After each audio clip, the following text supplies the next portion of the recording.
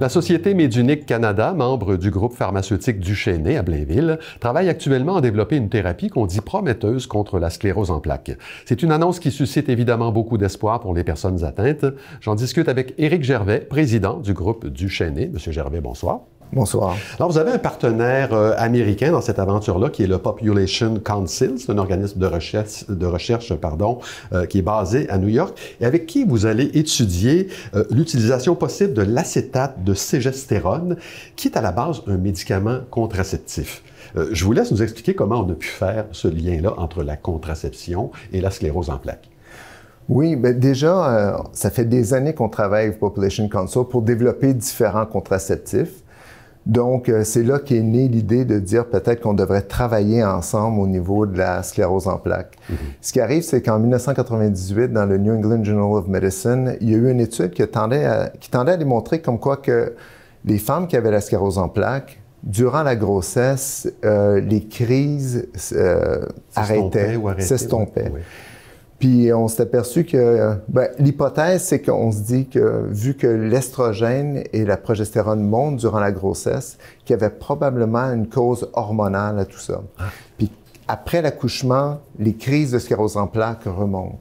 Okay. Donc c'est là qu'est née l'idée de dire que peut-être que l'acétate de ségestérone, qui est un progestatif puissant, pouvait peut-être avoir un impact. Donc, Population Council a commencé à faire des études sur les animaux, sur les souris, et il s'est aperçu comme quoi qu'en donnant l'acétate de ségestérone, il y avait la couche de myéline qui se refaisait sur les nerfs ou sur les neurones. C'est une couche qui est très importante, qui permet l'influx nerveux de passer. Donc là, après ça, c'est vraiment encourageant, mais c'est pas parce que ça fonctionne chez les animaux que ça va nécessairement fonctionner chez l'humain. Justement, qu'est-ce qui arrive quand on... parce que là, les résultats des essais cliniques et précliniques vont être connus vers la fin de 2025, début 2026. C'est probant, vous venez de le dire, du côté des animaux.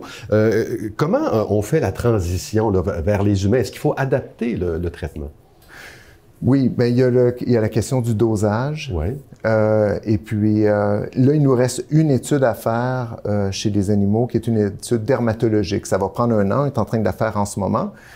Donc, normalement, si ça fonctionne bien, en 2026, on va commencer à faire les études chez l'être humain. Comme vous avez dit, l'acétate de ségestérone est utilisé comme contraceptif. Donc, on a déjà une expérience. C'est juste au niveau du dosage. Le dosage va être plus élevé pour les gens qui souffrent de la sclérose en plaques.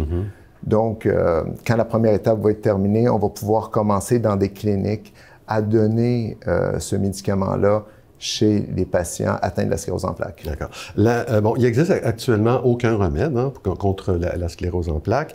On ne connaît pas non plus la cause de cette maladie-là. Dites-moi, est-ce que votre ambition, c'est de fournir le moyen de guérir cette maladie-là? Il y a déjà des médicaments qui existent pour la sclérose en plaques, mais on ne sait pas pourquoi le système immunitaire se met à attaquer la couche de myéline sur les nerfs. Okay. Et puis, les médicaments qui existent en ce moment vont surtout affecter le système immunitaire.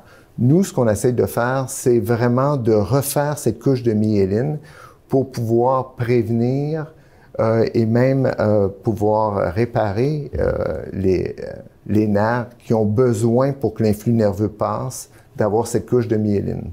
Comment les tâches sont réparties entre vous et le Population Council?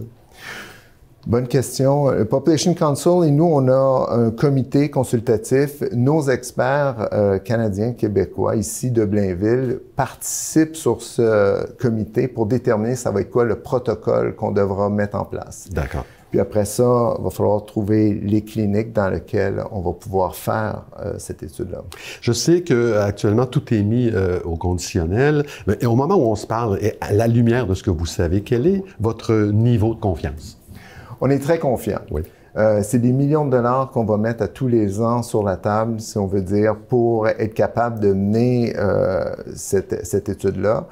On a aussi la Société de la sclérose en plaques américaine qui croient tellement à notre projet, qui ont décidé à mettre de l'argent pour aller jusqu'au bout, pour aller au bout de nos rêves. D'accord. Écoutez, c'est formidable. En terminant, je rappelle que la sclérose en plaques, c'est une maladie chronique, inflammatoire et dégénérative du système nerveux central. Il y a 90 000 personnes qui en sont atteintes au Canada, dont 75 % des femmes. On comprend mieux le lien maintenant avec les recherches que vous avez faites. Éric Gervais, président du groupe pharmaceutique du Chesnay, merci beaucoup de nous avoir rendu visite. Ça me fait plaisir. Merci.